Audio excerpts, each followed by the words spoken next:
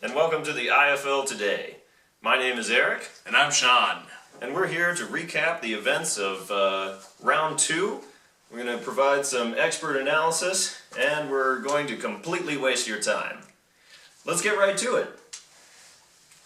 Biggest news of the week, the Rancor versus Alien fight in the Rancor pit.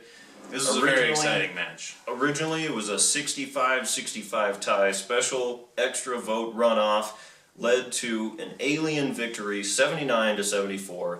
Now, I personally voted for Alien. Sean voted for the Rancor. Sean, tell us why. I can quote you as saying, "I am outraged over this." I am outraged over this fight. I think the Rancor has an extremely thick leather hide, very difficult for the Alien to penetrate. One grab from this gigantic beast, it's going to be over for Alien. Now, look at the size difference here. We have Alien with a very small, maybe 1/4 at maximum, the size of the Rancor. Rancor, huge, 33-foot height advantage, weighs over a metric ton. I don't think the Alien's going to be able to take him down. Now, that's a lot of weight to throw around now. I watched the tape on this. I've seen the Rancor in action. He's very slow. Big and dangerous, yes. But it takes him like 5 seconds to turn around. This is ridiculous to the Alien. This is a lifetime for the Alien to shoot around the Rancor pit. He's going to be able to climb up the walls and always be attacking from behind. I believe in this case, the Alien's going to come out on top because he's smarter and faster. Now, it's a close fight, obviously. But in the end, Alien came out on top. It's a true shame. Probably tail whipping the Rancor's eyes out. Okay, let's move on to some other fights. First up, I believe Sean's got a recap of Chewbacca versus Batman on planet Kashyyyk. That's correct. Now, Chewbacca's homeworld of Kashyyyk really provided the difference in this fight. If this were fought in Gotham, I don't think Chewbacca would have a chance. But the Wookiee population, not to mention the very dangerous flora and fauna of an unfamiliar world for Batman, provided the difference. Lastly, while Batman may have adopted the ability to swing from trees and buildings, Chewbacca was born to it. He was molded by it. Obviously, we've got a 66-64 victory for Chewie. Very close. This was a disappointing finish for Batman. In 2013, he made it to the Sweet 16. In 2012 and 2010, he was a Final Four contender. During this offseason, he's going to have a lot to think about. He is. All right, next up, I'm going to take Edward Cullen versus Captain Kirk. Now, this was an 82-48 victory. Why did Edward Cullen beat Kirk so badly? Let's get in Edward's mind. First, his ability as a vampire in his lore, and he won home turf, so this counts, is that he is irresistible to humans. Now, I mean, people love him, they're drawn to him. It's his mystique. Very valuable asset to have against Captain Kirk. Captain Kirk is weak against this. He has this uncontrollable sexual nature to him. He wants to seduce and just penetrate everything that he comes across. Now, he's going to have some internal conflict as he has these feelings toward Edward at first, but he's going to get his shit together, and he's going to try to use it to attack him. So Kirk is thinking, all right, I'm attracted to him, get a big old chub for him, but I'm going to get close and I'll finish him off. Here's the problem. Edward's second major ability in this fight is that he can read minds. Ooh, that's going to get him. Right away, he can tell Kirk's plan before Kirk even knows. I mean, the X's and O's are just drawn out for him. So they'll swoop together for a doomed kiss, and Kirk gets his head ripped off. Solid victory for Edward there. Up next, we have Terminator versus the Teenage Mutant Ninja Turtles in 1980s LA. Now, the Turtles in Time found themselves out of place in this location. They arrived and immediately went searching for a place to order their favorite pizza, sardines and marshmallows. That's good food, but not good for fighting. Not good for fighting. And unfortunately, while they were sitting there, the Terminator came hunting for one Sarah Connor.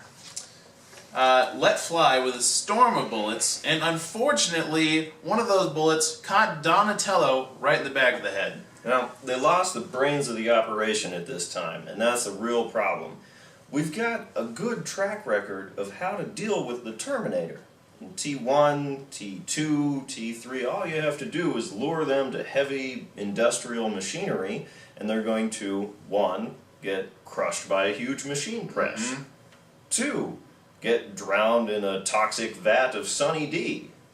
3, get ripped apart by a particle accelerator, I believe. Yes. It's science. It's science. The thing is, once they lost the ability to plan, the Turtles were in trouble. They really lost the fight there. They got too focused on fighting him with their traditional weapons, and as we all know, the traditional ninja weapons are not going to do much against a Terminator exoskeleton. That's titanium alloy, Sean. Alright. Well, might have been a win in New York City, where they could have potentially found some toxic goo, but unfamiliar with the layout of 1980s LA, Teenage Mutant Ninja Turtles fall to the Terminator. Unfortunately. Let's also talk about some of the other fights this week. Riddick continued to use his monster-killing ways to escape the talons of 3 velociraptors. Now, kudos to the voters out there for recognizing that Riddick is uniquely well-equipped to defeat 3 dinosaurs at once in a dark prison. That's right, Eric.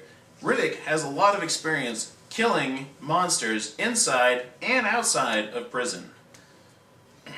Additionally, Captain Reynolds was quoted as saying, "Goram Reavers," as he ejected the bodies of 6 zombies out into space this week. Now, I love my zombies, but the home turf really sealed their fate this time. It did. Captain Reynolds had the advantage of some very heavy steel bulkheads of his spaceship and the intimate knowledge of the corridors themselves, so this was a clear choice.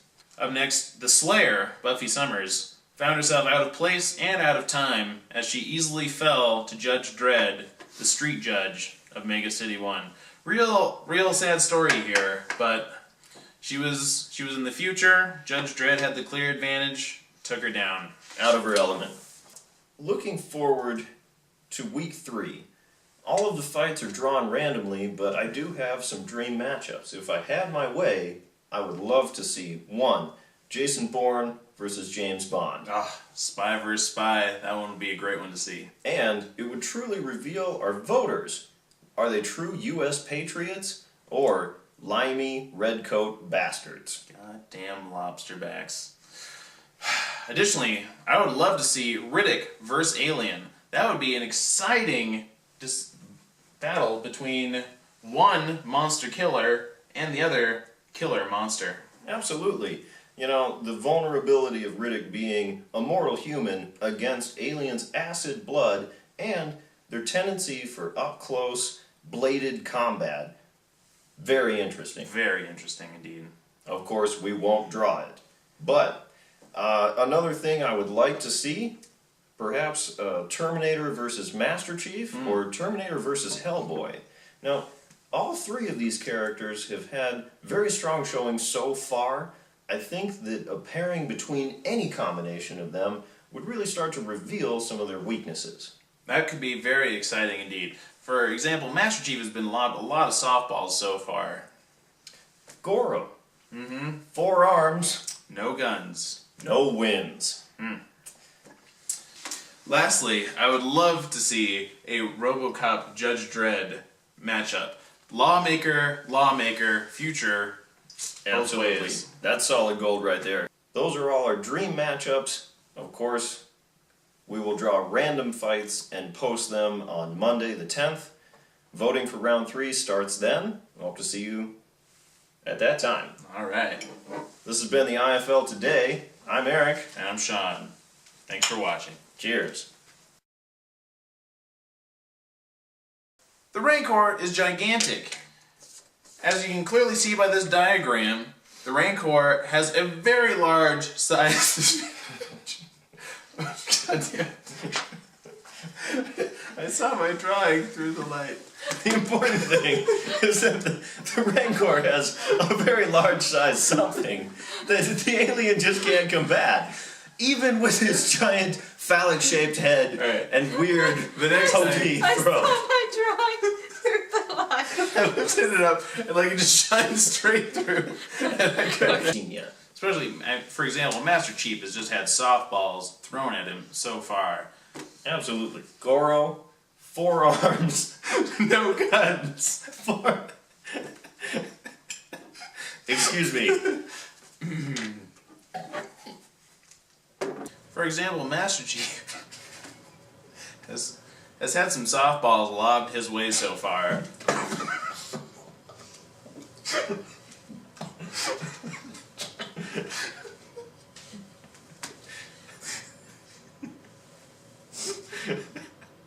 It's true.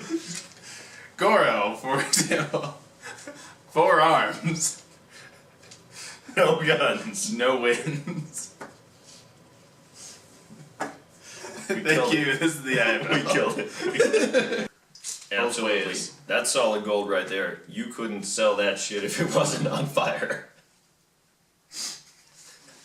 Well, Additionally, Captain Reynolds was quoted as saying, quoted as saying, what did I say last time that was much better than this?